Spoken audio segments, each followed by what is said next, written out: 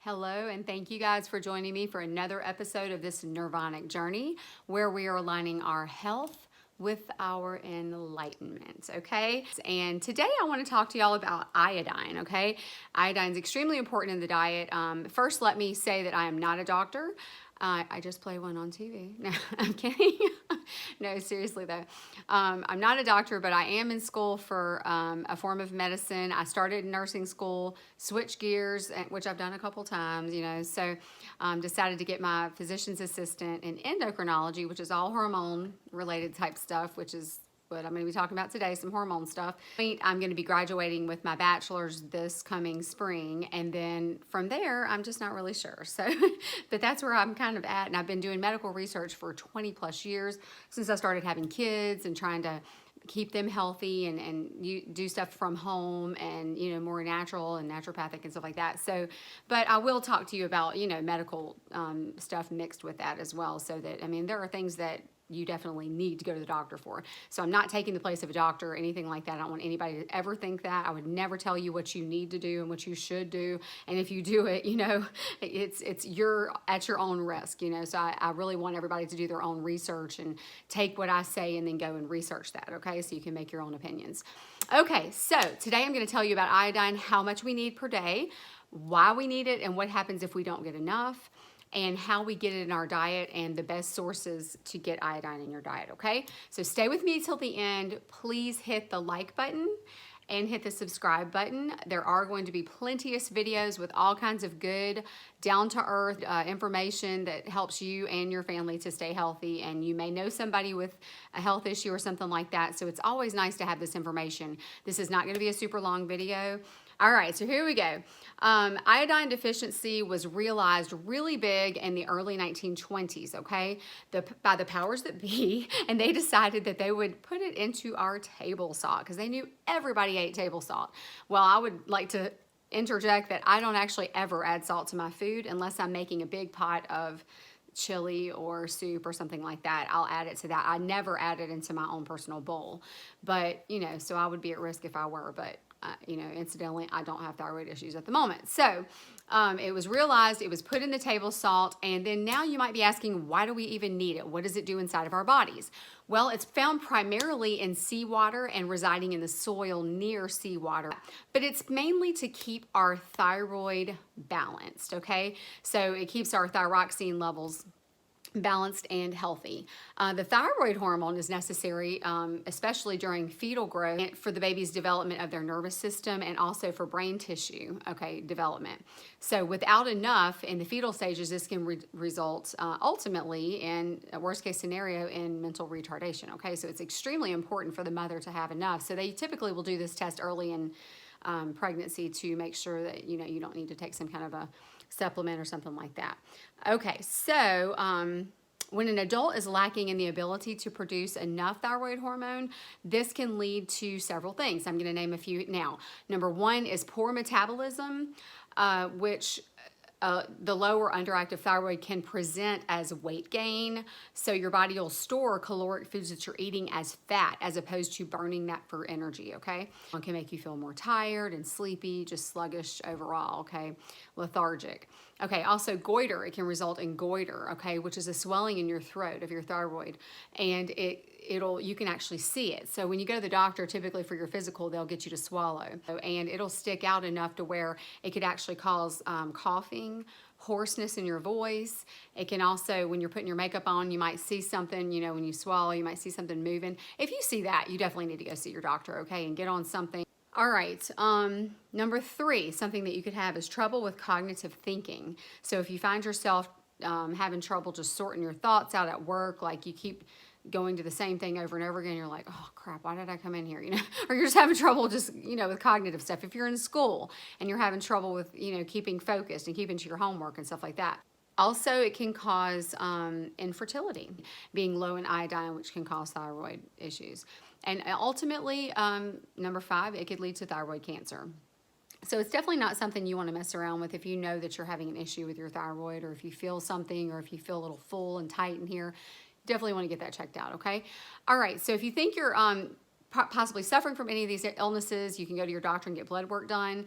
They'll run your T3 and T4 levels, or your just overall thyroid hormone levels. It's either Graves' disease or Hashimoto's is what it's called, okay? But if you have low thyroid levels, you could be feeling tired and sluggish all the time, sleepy, getting a lot more sleep than normal. If you are feeling nervous or tense like this, and you're burning calories like crazy and you're losing weight, that's usually hyperthyroidism, okay? Where I used to draw blood in the pediatrics office we worked in, usually the kids that were ages between 11 and 13, we would run just a typical blood panel. We would do like the thyroid, we would do lipid, and like blood sugar, iron levels, stuff like that, just all the normal stuff like that. So that's just a really quick, easy blood test. If you feel like you're having some kind of issues that could be caused by thyroid, you can just go have a quick blood test done.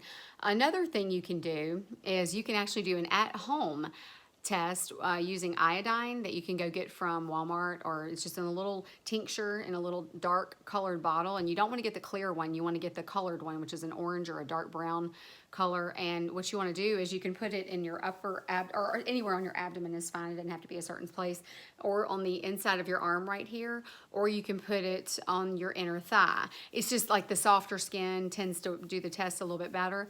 And so you can take a pen, just in case you're low in thyroid, you'll remember where you were. Take a pen, draw a little square, or you can just put it on your skin and just remember where you put it. And then you paint the iodine into the square. A 3-inch square is typically what they'll recommend online. But you paint the iodine on there and you let it dry completely, because if you get it on anything white or any clothes or your bed sheets or anything like that, it's going to stain. So I'm just telling you right now. I've had that happen to me before. So you let it dry all the way, maybe take a hair dryer, just make sure it's nice and set, then you can put your night clothes on, go to sleep. When you wake up in the morning, to look at it and check it. And if it still has some dark color to it, but it's gone down a little bit, it may mean that you're slightly low in thyroid hormone. If it's completely gone, you don't want to take any supplements of iodine unless you're sure that you're low in it, and let that be prescribed by your doctor. But there are some foods that you can take that can help keep your iodine levels evened out to keep that thyroid nice and healthy, okay? So table salt, obviously I named that, that's number one. The recommended daily allowance is 150 micrograms of iodine, which can be contained by consuming about 1/2 to 3/4 of a teaspoon of table salt, okay? Harvard Health put out an article stating that sodium is so unhealthy and gives you so little iodine that there are better ways to obtain it. Another source that I frequently use gave other means of obtaining food-based iodine, which our bodies recognize, absorb easily, and that's the best type of stuff to get anyway, is food-based supplements all the time. Anytime you can get it through food, it's best to do it that way, because it's usually going to be your green leafy vegetables and nice bright colorful vegetables and things like that. So number two, a way that you can obtain it is sea kelp. Okay, that's a new kind of cool fad type of food, but it's got a lot of iodine in it, okay? It's got 165 micrograms per gram, and it's a superfood because it's high in a lot of other vital minerals and nutrients such as vitamin C, calcium, iron. So definitely check that one out, okay? Number three is milk, which is fortified in a roundabout way via the cattle being given iodine-enriched foods, as well as the milking equipment is cleaned with an iodine solution. So that's kind of a way that we can get iodine through milk. I don't recommend milk, and I don't personally use dairy at all myself, but that's just another way that this website listed. Number four, according to Healthline, are some fish that is high in iodine is cod and tuna. Also shrimp is high in iodine. Number five would be eggs, which contain 24 micrograms per egg, which is roughly 16% of the daily value that you need, okay?